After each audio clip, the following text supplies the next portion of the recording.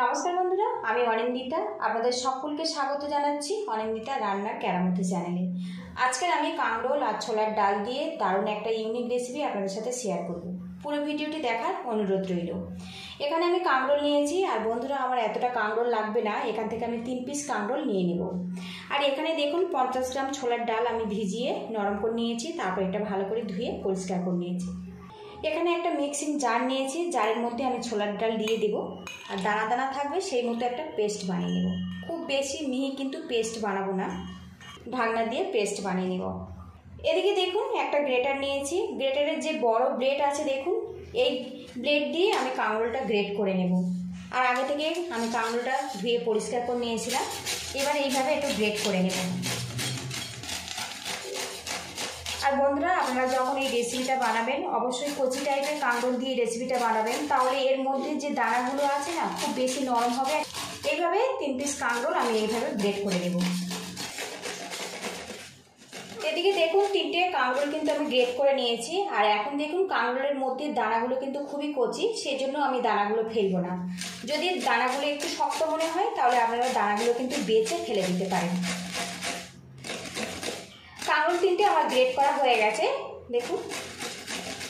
এবারে এর মধ্যে দিয়ে দেবো ধনেপাতা কুচি, দিয়ে দেবো পেঁয়াজ কুচি। পেঁয়াজের পরিমাণটা একটু বেশি রাখবেন, তাহলে রেসিপিটা খেতে কিন্তু খুবই ভালো লাগবে। এবার দিয়ে দেবো স্বাদ মতো কাঁচা লঙ্কা কুচি। এবারে এর মধ্যে দিয়ে দেবো পেস্ট করা ডাল। আর এখন দেখুন ডালটা কিন্তু বেশ শুকনো শুকনো আর একটু দানাদার। এই রেসিপিটা যখন রেডি হয়ে যাবে, ডালটা একটু গোটা গোটা থাকার জন্য খেতে কিন্তু বেশি ভালো লাগবে।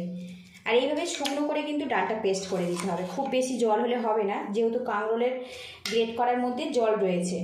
এবার এর মধ্যে দিয়ে দেবো পরিমাণ মতো হলুদের গুঁড়ো, আর দিয়ে দেবো 1/2 চামচ পরিমাণে ঝাল লঙ্কার গুঁড়ো। এখানে আমি কাঁচা লঙ্কা আর শুকনো লঙ্কার গুঁড়ো একসঙ্গে ব্যবহার করলাম।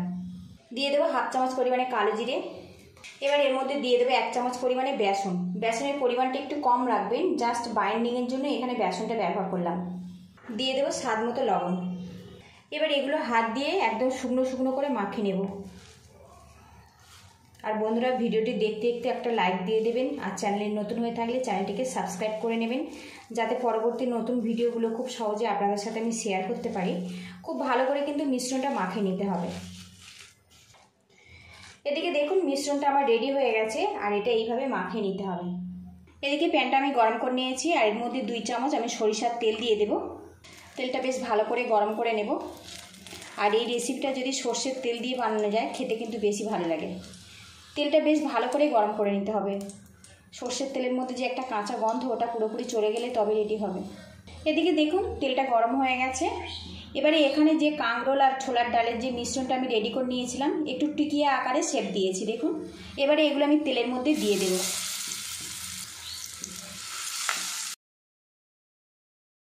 সবগুলো টিকিয়ে আমি রেডি করে নিয়েছি, নিয়ে তেলের মধ্যে দিয়েছি। আর এই সময় গ্যাস হিটটা আমি মিডিয়ামে রাখবো, রেখে ধীরে ধীরে আমি টিকিয়াগুলো ভেজে নেব।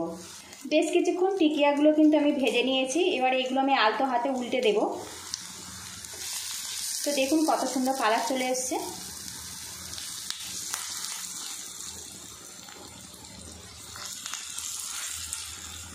সবগুলো টিকিয়া আমি এইভাবে উল্টে দেব।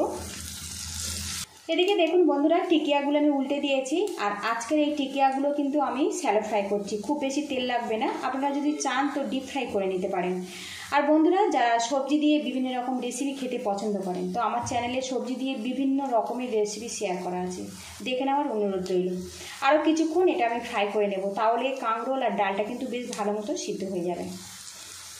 টিকিয়াগুলো আবার উল্টে দেব, আর এইভাবে উল্টে পাল্টে মুচমুচে করে ফ্রাই করে নেব। তো দেখুন কত সুন্দর কালার চলে এসছে। আর এই টিকিয়াগুলো কিন্তু আপনারা বিকালে নাস্তা হিসেবে খেতে পারেন, কিংবা প্রথম পাতেও পরিবেশন করতে পারেন, খেতে কিন্তু সত্যি অসাধারণ হয়।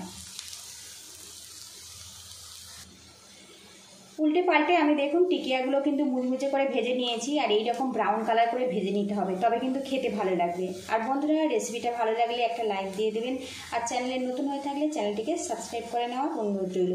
পাশে থাকা বেল আইকনটি অন করে অলে ক্লিক করে দেবেন, তাহলে পরবর্তী নতুন ভিডিওগুলো সবার আগে নোটিফিকেশান আপনার কাছে চলে যাবে। সবগুলো টিকিয়া কিন্তু আমার রেডি হয়ে গেছে, এগুলো আমি নামিয়ে নিয়ে তারপর আপনাদের সঙ্গে দেখা হচ্ছে।